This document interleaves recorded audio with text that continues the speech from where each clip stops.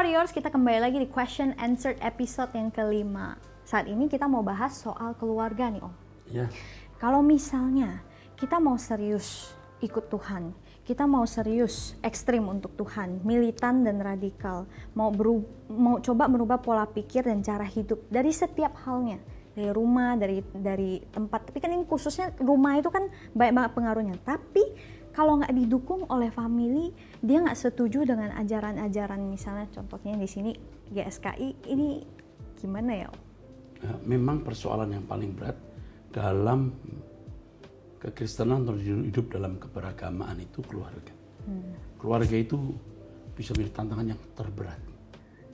Kalau keluarga beragama lain itu berat sekali. Yang kedua, kalau orang di dalam satu rumah itu berbeda denominasi besar, Katolik, Protestan itu kan denominasi besar. Lalu perbedaan denominasi sedang. Protestan itu ada GPDI, ya toh? Ada GPDI, ada GPI, ada GKI, itu lagi sedang, gitu ya. Tetapi di antara gereja karismatik pun ada perbedaan, ya.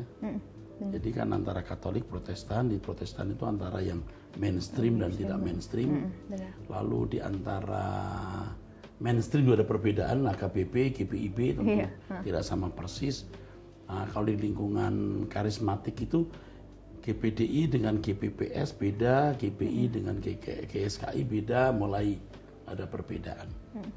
Perbedaan itu tidak bisa dihindari.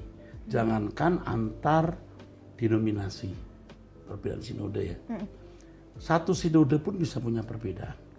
Sama-sama GPDI, sama-sama GPI, sama-sama GSKI itu perbedaan tetap ada. Jadi kalau kita di GSKI lalu seperti yang sering kita dengar orang mengecap kita sesat, padahal mereka kan belum mendengar apa yang kita ajarkan ya.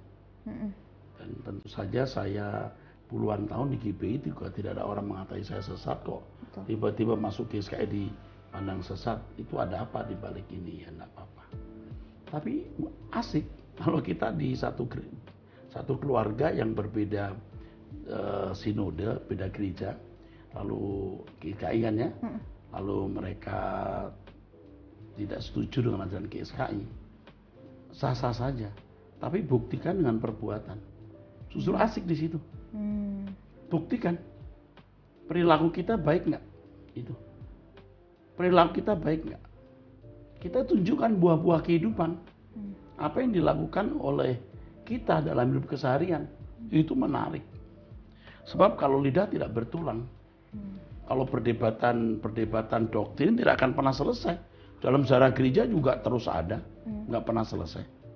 Tetapi perilaku itu menunjukkan kualitas doktrin kita.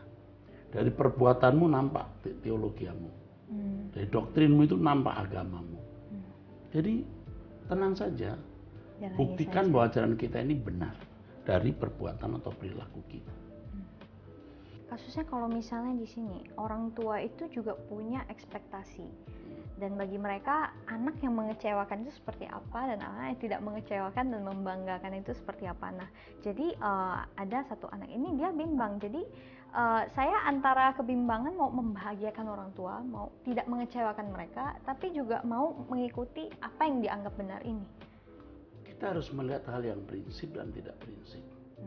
Kalau hanya sampai ajaran pasti belum prinsip sekali. Kalau bicara soal belum. Jadi, Mam, aku tidak akan mengecewakan mamanya karena saya ke GSKI, Mam. Saya akan buktikan. Beri saya kesempatan setahun ini, saya berubah enggak? Kalau enggak, saya enggak usah beragama, Mam. Atau kalau ternyata saya masuk GSKI atau jadi orang yang enggak benar, saya pindah agama, Mam.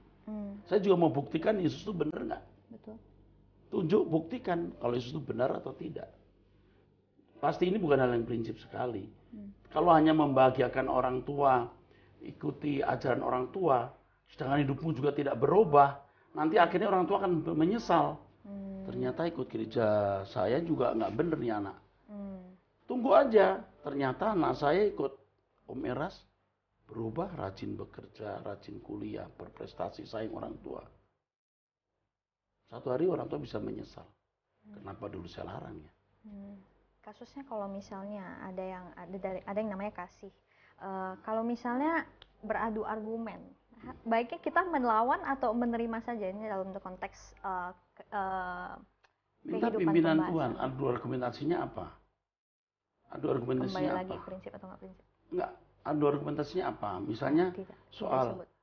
Kan seringkali kita digoreng, yang kita nggak mengajar A, tapi dituduh, misalnya gini, saya tidak pernah berkata buaya itu adalah cicak. Orang yang bilang gini, kata Pak Eras buaya itu cicak, loh saya nggak ngomong begitu. Nah itu kan sama juga yang begitu. Iya. Seperti misalnya Pak Eras itu berjumpa dengan Roh Kudus. Saya nggak pernah berjumpa dengan Roh Kudus. Kawin sama Roh Kudus lagi. Gila kali kawin sama Roh Kudus. Nah kita selama ini belajar teologi ya. Sampai setinggi ini, masuk kita bodoh bener. Tapi kita kan nggak pernah membalas. Ya. Jadi gini, kalau orang ngomong apa yang adu argumentasi apa? Jelaskan kebenarannya. Sebenarnya tidak begitu maksudnya. Jelaskan. Tapi di sini dibutuhkan ketenangan, menjelaskan. Yang kami pahami begini loh, bukan begitu. Tapi pada akhirnya juga ya udah yang kau pandang benar lakukan, yang kau pandang benar saya mau lakukan. Begitu. Ingat jangan melukai ya. Biasanya kalau berdebat itu ingin menang lalu melukai orang. Ya, harus hindari itu. Lebih baik kita menghindar dan berkata, oke deh kalau kau pandang itu baik, lakukan. Ini yang kau pandang baik, kau lakukan. Nah kalau di konteks lain nih, misalnya kita dijati orang ya, kita difitnah, kita bisa berkata begini, ya kalau memang saya salah ya, biar saya dikutuk Tuhan. Tapi kalau saya benar ya urusan sama Tuhan. Tapi hati kita ya, supaya kita jangan salah, jangan sampai kita dikutuk Tuhan loh. Makanya kita harus hidup benar. Kalau misalnya dalam konteks general, hanya perbincangan keseharian. Boleh. Karena Tuhan bisa pakai itu untuk memberkati. Tapi hindari perdebatan yang melukai. Yang penting. Penjelasan itu harus diberikan. Nah kalau seorang tanya, kenapa Aras tidak memberi penjelasan? Karena mereka sudah mulai dengan pernyataan-pernyataan yang menyerang. Dan saya sudah tahu dari cara berpikir mereka, dari cara ngomong mereka, mereka mau adu argumentasi dan menyakiti. Kalau misalnya Anda pandang saya salah, yuk cari saya, hubungi saya. Tidak ngomong lewat YouTube, lalu disebarkan begitu. Mereka alasannya, lah Pak Eras ngomong depan umum. Ya sekarang yuk ngomong depan umum menurut versimu, jangan lu sebut-sebut nama saya. Itu orang-orang yang tidak bermoral, tidak beretika Kristen dengan baik. Dan menurut saya tidak bermartabat berdebat dengan orang-orang begitu. Jadi biasanya kalau misalnya kita melihat lawan bicara itu sudah memiliki satu motivasi untuk... Iya, sudah jangan bicara, kita diam saja. Oke, itu kasusnya kalau begitu. Ini perlu teknik ya untuk diam itu. Diam melukai bisa, diam tidak melukai bisa. Ya. Jadi kita diam. Bisa melukai. Melukai, jadi diam pun juga diam tidak melukai. Oke. Artinya aku nggak bales ya, sorry ya, aku nggak mau melanjutkan percakapan ini ya. Saya mau belajar dulu deh soal ini. Saya coba pelajari, nanti lain waktu kita tambahkan. Jangan usah, saya percuma lo ngomong-ngomong lu, gua diem aja deh. Percuma lo, gua emberin juga. Itu diam yang menyakiti. Oke, berarti kuncinya itu tidak melukai. Tidak melukai. Oke, kalau misalnya kasus ini ada yang namanya Daniel. Ini kalau tahu orang tua tuh memang salah, apa yang kita lakukan? Diam atau negur, Om? Nah, kasusnya apa dulu? Jadi ada kasus di mana orang tua salah bisa diajak berbincang di waktu yang tepat, dengan cara yang tepat, di tempat yang tepat. Waktu kita ngobrol-ngobrol, Pap, bagaimana ya? Ini kita mesti minta hikmat Tuhan. Tapi jika itu menyangkut hal yang lumayan prinsip, perilaku, anak nggak berat menegur orang tua. Anak harus diam. Anaknya bisa berdoa. Tidak boleh dia menegur orang tua. Orang tua salah pun jadi malah tidak mau ditegur, malah melukai. Jangan. Kalau dalam kasus ini orang tuanya tipikal yang lebih otoriter, ngomong tuh suka kasar, dalam arti menyakiti, yang sebenarnya ini kan banyak berdampak ya Om, terutama kalau misalnya umur-umur muda, di remaja, tunas menuju tunas remaja itu membentuk sampai punya luka batin, sampai traumatik dan lain sebagainya. Ini kasusnya gimana kalau kita menghadapi orang tua seperti itu? Saya pernah melihat ya, atau tahu ya, orang-orang Cina untuk menjadi seorang pemain sirkus yang hebat Itu dari kecil tuh kakinya diangkat, ditarik. Jadi kaki yang satu ditarik gitu sampai begini, sampai nangis-nangis deh.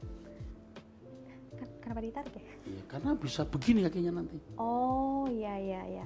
Menari sirkus balet. Dipaksa ya? Paksa, dia punya kelenturan. Itu bisa bikin trauma.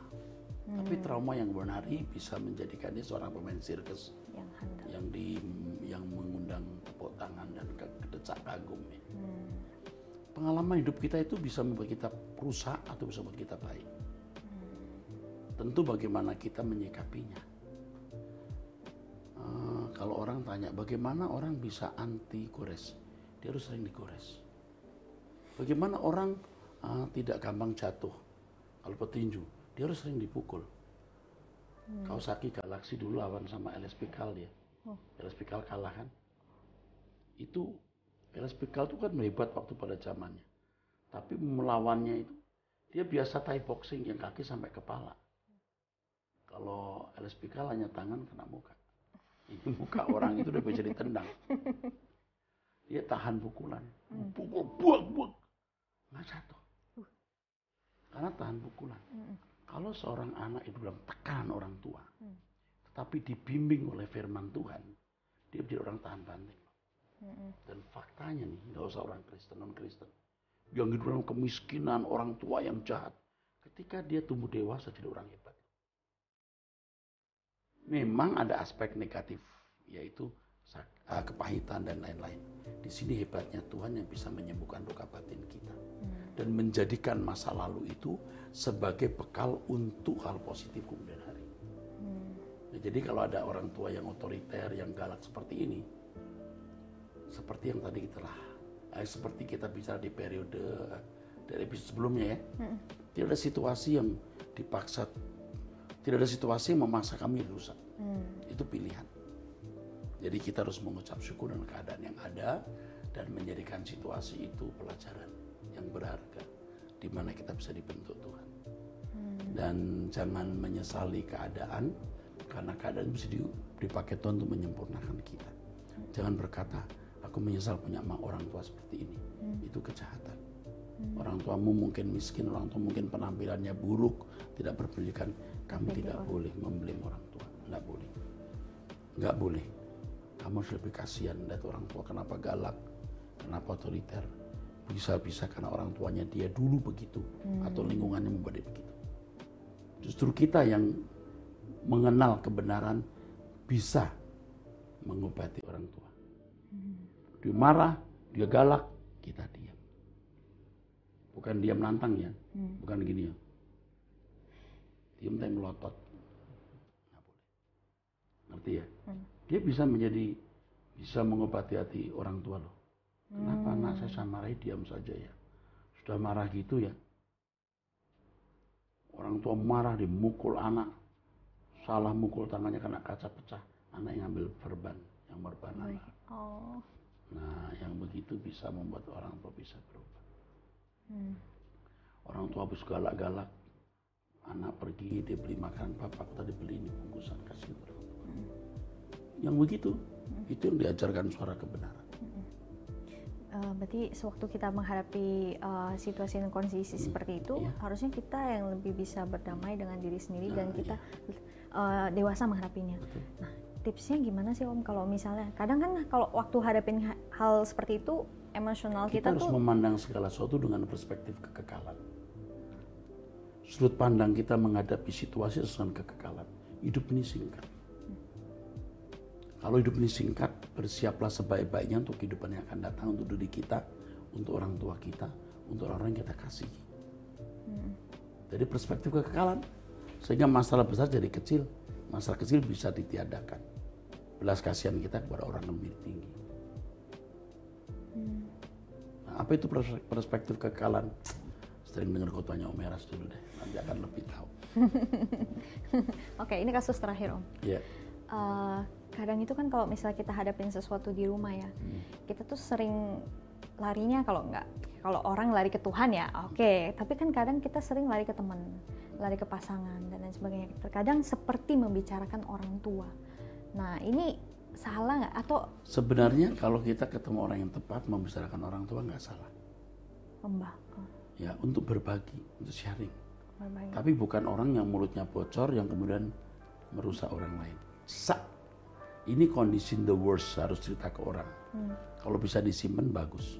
Tapi ada orang tidak mampu nyimpan, nanti malah jadi sakit jiwa, jadi stres, depresi. Mesti ada tempat pelampiasan. Oleh sebab itu dibutuhkan mentor-mentor yang bisa menjadi garbage can-nya. Tong sampah ya. Oke. Betul, garbage can-nya. Itu kan sampah ya, itu udah ditampung aja. Dan konselor itu harus tidak banyak bicara dan banyak khotbah. Diam, dengarkan, diungkapkan. Ya, tidak salah untuk orang yang tepat. Tentu ada hal yang sangat pribadi dari orang tua yang tidak boleh kita ceritakan. Tetap ada diskonnya, nggak semua. Nggak salah. Oke. Terima kasih Om. Jadi ingat ya teman-teman, cari garbage can atau trash can yang benar. Kalau bisa ya cari Tuhan, tapi ya kalau nggak apa-apa. Jadi kita cukup sampai sini saja di question answer episode kelima. See you on the next episode.